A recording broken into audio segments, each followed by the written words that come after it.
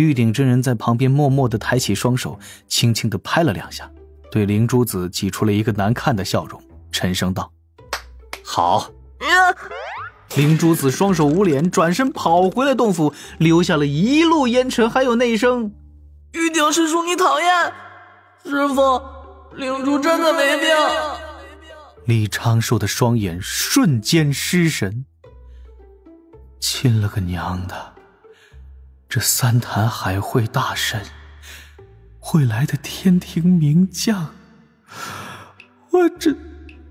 一旁的太乙真人禁不住仰头长叹：贫道这是做了什么孽呀？长庚，帮贫道一把，想办法让他多点阳刚气息，不然贫道当真不知该如何对老师复命啊！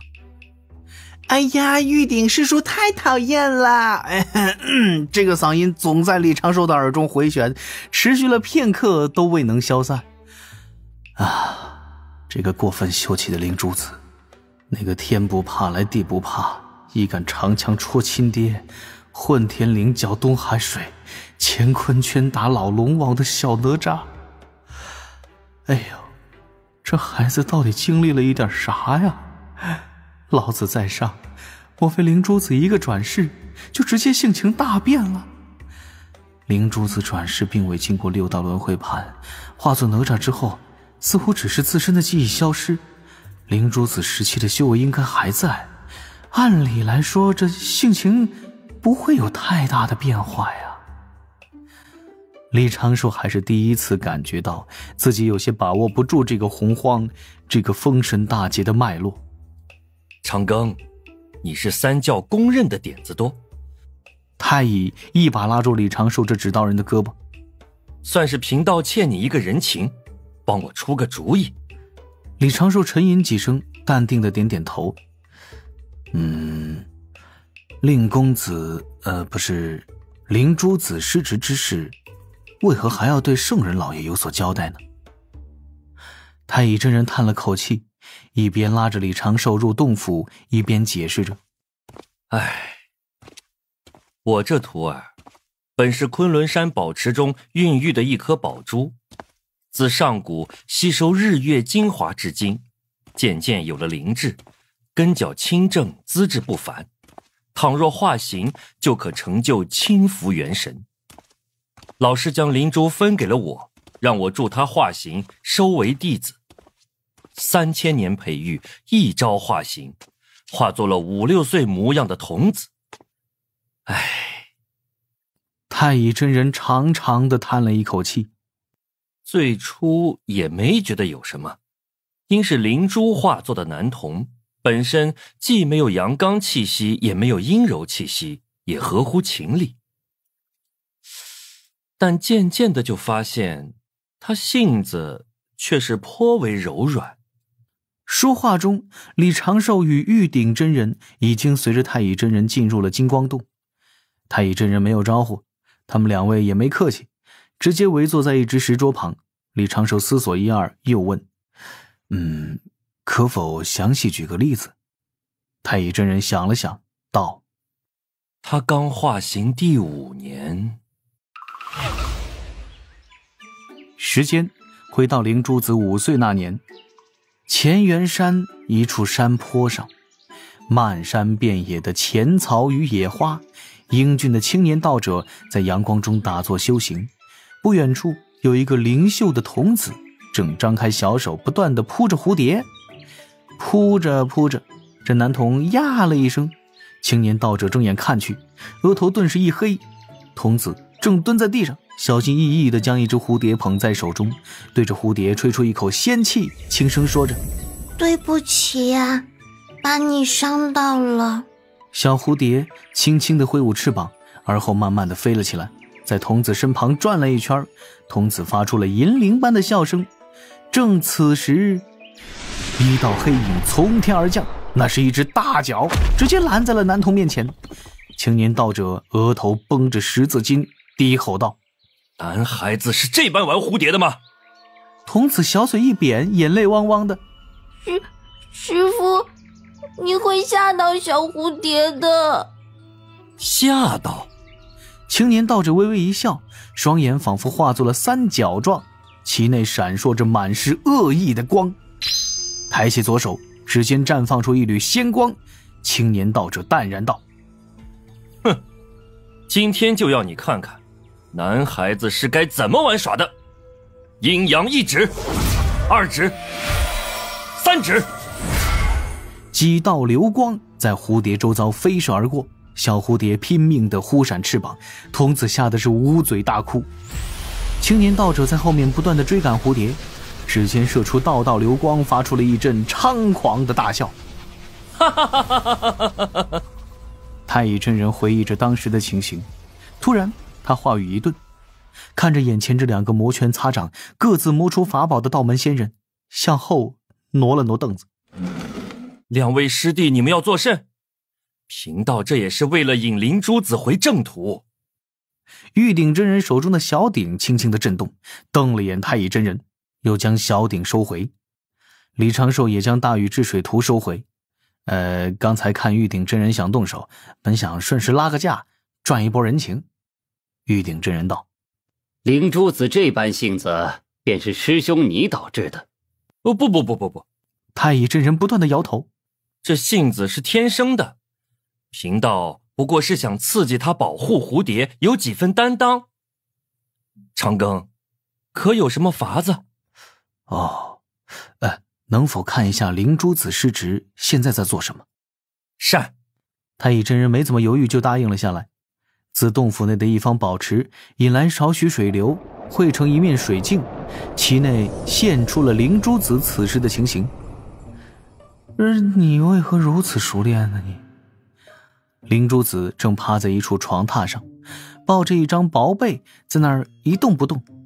玉鼎真人关切：这是怎么了？大概是被打击到了。太乙真人抬手扶额：过一会儿你们会看到。来了。太乙真人话音刚落，水镜中传出了一声叹息。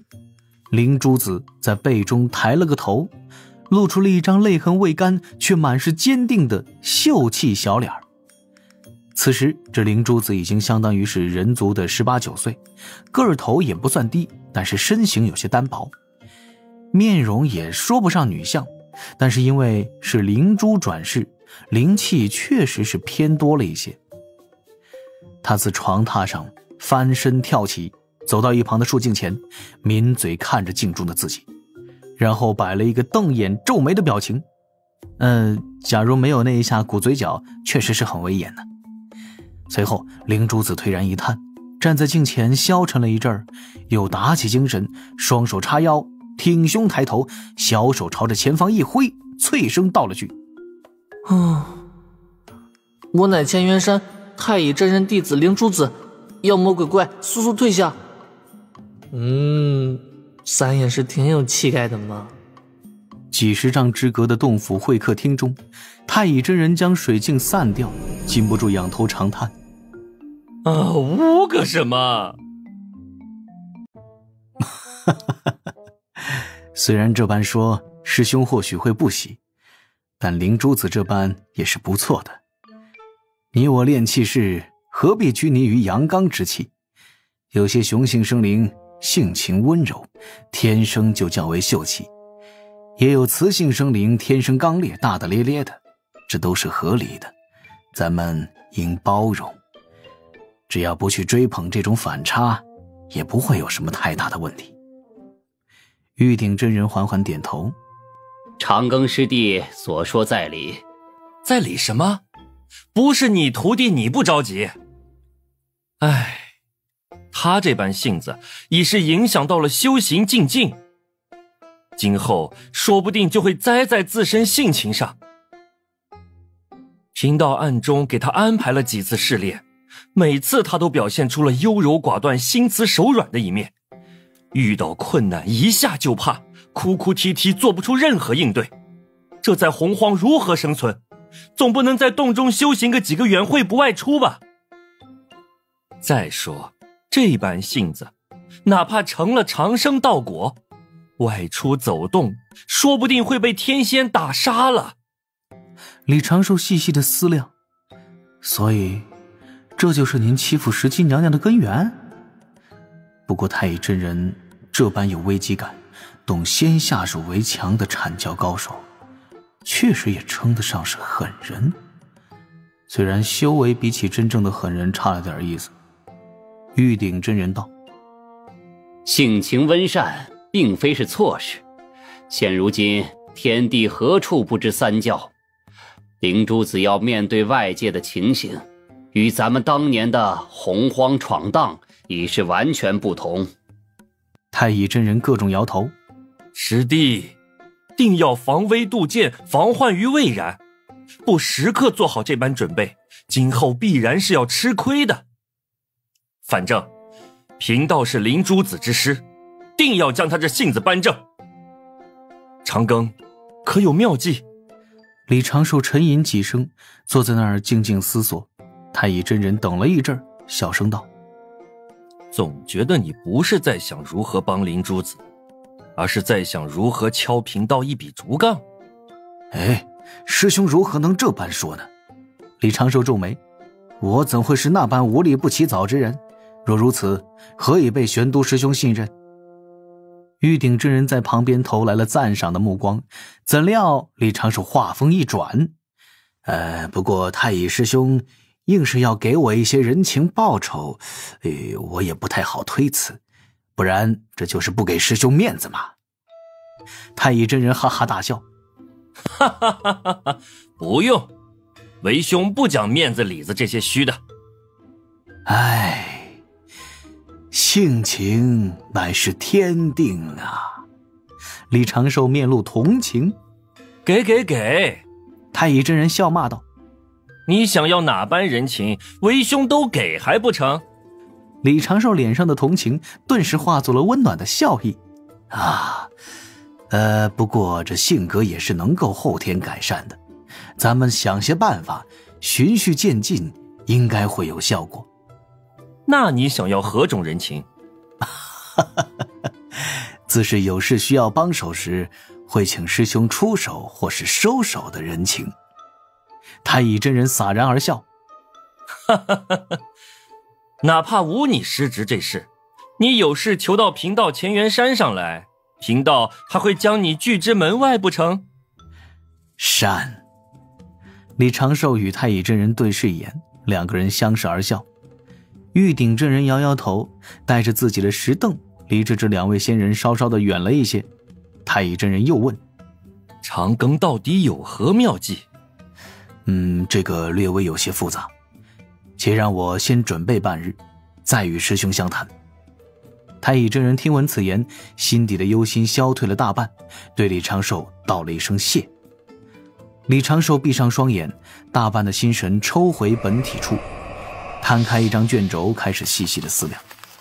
帮人改性格这种事，李长寿此前也没有做过，但却知道这非朝夕可改，必须要有个过程，所以他需要做的是制定一个长期规划。今日李长寿拿到太乙真人的这个人情许诺，其实也是为封神大劫降临时，在哪吒的故事中能多一点主动权。太乙真人火烧石矶娘娘，算是封神大劫中两教较为早起的正面冲突。不过石矶娘娘在截教根脚不深，只是一名散仙，并未引起截教太多反应。可就算是这般，也有可能被有心之人所利用。星星之火可以燎原，这石矶娘娘若是良善之辈，李长寿出于试探天道底线的考虑，到时候自会试试能不能将她救下。想改天道的剧本，哪有那么容易啊？可否在灵珠的性子上再下一点功夫？虽说不知对后世的哪吒影响有多大，但总归可以试一试啊。念及此处，李长寿下笔如有神，卷轴上多了一只从右至左的长箭头，箭头上下标注了一个个选项。2个时辰后，小琼峰棋牌室外，李长寿拿着一只济世玉符迈步而来。阁楼内的灵娥、江灵儿、九羽狮立刻将手中的牌扣住，虽然不知道为什么，但是这横跨3个辈分的女子此刻都有点心虚。师祖，师叔。李长寿做了一个道揖，含笑走进屋门，直接开门见山。这次前来主要是有一件小事问询师祖。江灵儿有些错愕地指着自己的鼻尖。我？不错。思来想去，这个问题问师祖最合适。你突然这么一问，让本师祖相当不适应呢。江灵儿顿时正襟危坐，又觉得有些不太自在，左脚一抬，踩在圈椅上，裙摆垂垂落下。尽管问来。师祖。李长寿满脸的认真。当年师祖刚离开渡仙门去外面闯荡时，性情应该是外柔内刚，有一种不服输的拼劲，想要在外面历练，拼死一搏入天仙境，可对？江灵儿眨眨眼。对啊。那究竟发生了什么，才让师祖从外柔内刚的性情变成了内外一致？这个呀。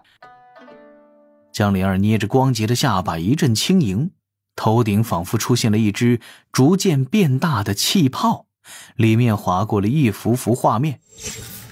那是他刚出去混时，某次斩妖除魔散修小团队刚得了一大笔报酬分完赃，一群刀尖舔血的散修聚在一块儿喝酒聊天。